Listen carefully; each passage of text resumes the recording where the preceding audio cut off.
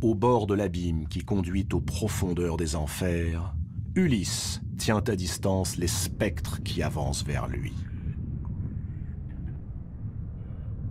Il a vu l'ombre de sa mère.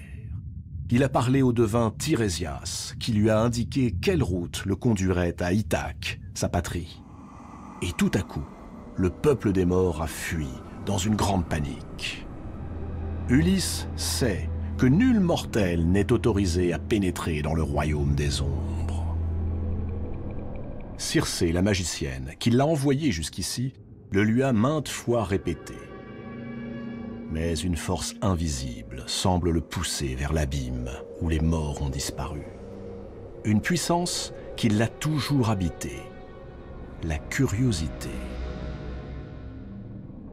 Ulysse fait signe à ses compagnons de l'attendre. Puis il descend, lentement, à travers les moisissures et les ténèbres, au fond de l'abîme effrayant.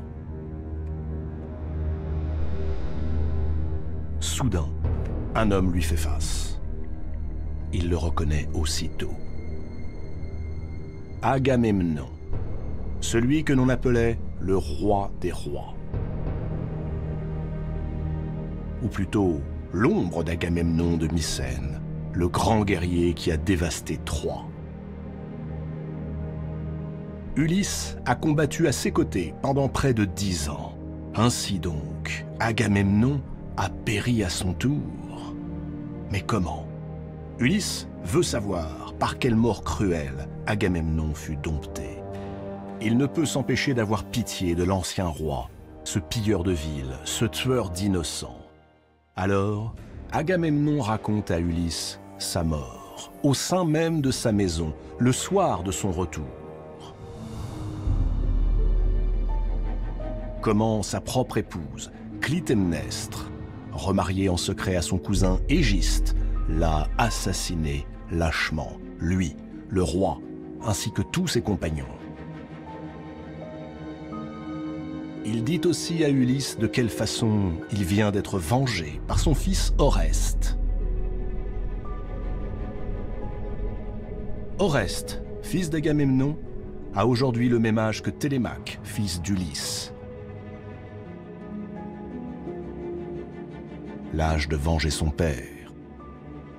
Et Oreste a tué de ses mains le couple maudit, sa propre mère et son beau-père.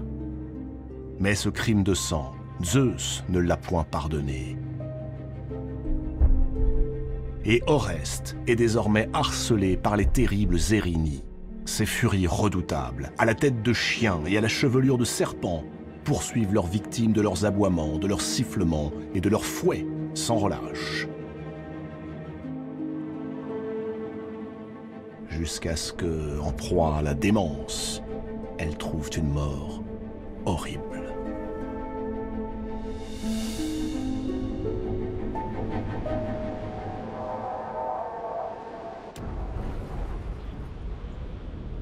Agamemnon met Ulysse en garde. Quand il rentrera chez lui, à Ithaque, qu'il n'apparaisse surtout pas au grand jour, qu'il se cache ou se déguise. Sinon, il connaîtra le même sort que le roi des rois.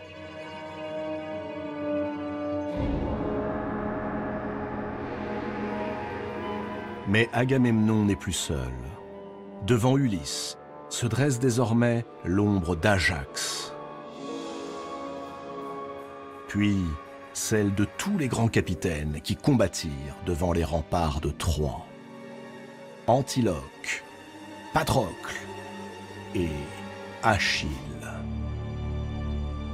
Achille, le plus glorieux de tous les guerriers que le monde ait porté. Achille, dont la colère provoqua la chute de Troie.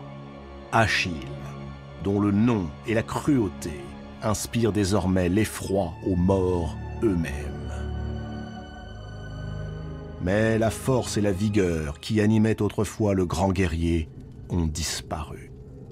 Celui que les Grecs honoraient comme un dieu n'est plus qu'un spectre qui s'adresse à Ulysse comme un pauvre fou.